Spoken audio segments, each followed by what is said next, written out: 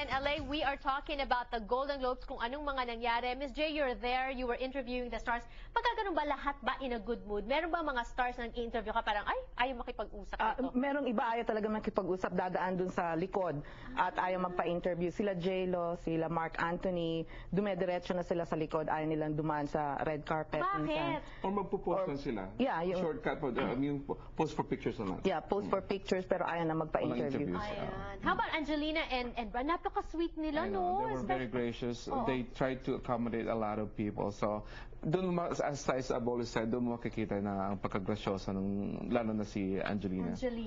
Napakaganda niya. Yes, Grabe. naka-green siya. And back and forth din silang lakad ng lakad pumupunta sa bar. In fact, yung isang guest namin, kasigarilyohan niya si Angeline at si Brad kasi nasa smoking area din siya. Really? Si Jonathan, yes. Ayan. Kasi talaga nagsismoke din sila. Yeah. ano pa mga back na mga chismis? Natalie Portman, big winner. Although I didn't like her gown. Did you like her gown? Well, yeah. Hindi ko gusto yung flower dito. Oo. Pero kung wala naman yung flower, para lang siyang nagsuot ng bedsheet. Yung kanyang siyempre. On her way, she's happily on her way. Yeah, but we talked to Alan Del Rosario last week at sinabi ni Alan na meron siyang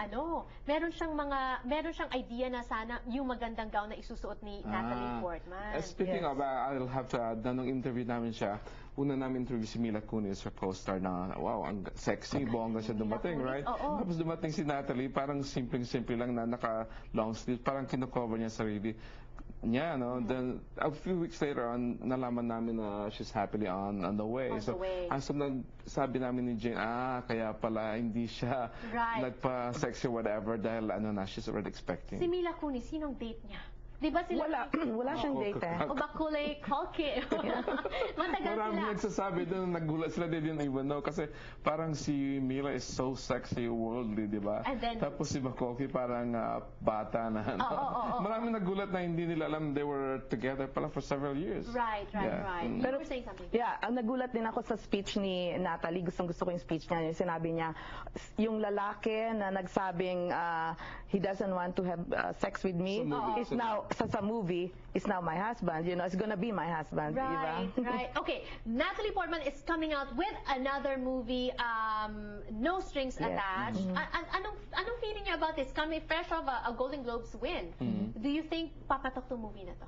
Hindi siguro kasi ang bali basis usually pag pinapalabas sa January, malalaman mo na it's strictly for entertainment. So kasi unfortunately ang trend ngayon lahat ng pang-awards toward the end, which is not good for the moviegoers kasi dapat year-round yung may good movies, di ba? Pero usually nangyayari ngayon lahat na ng good movies nilalagay sa bandang huli. Right. We'll take a look at these clips from No Strings Attached. Lie to or eat breakfast with. I hate breakfast.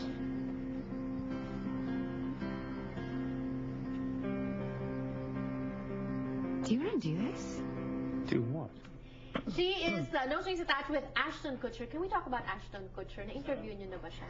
Yeah, na-interview na namin. Talagang conscious din siya sa body niya nung nag-bodybuilding siya.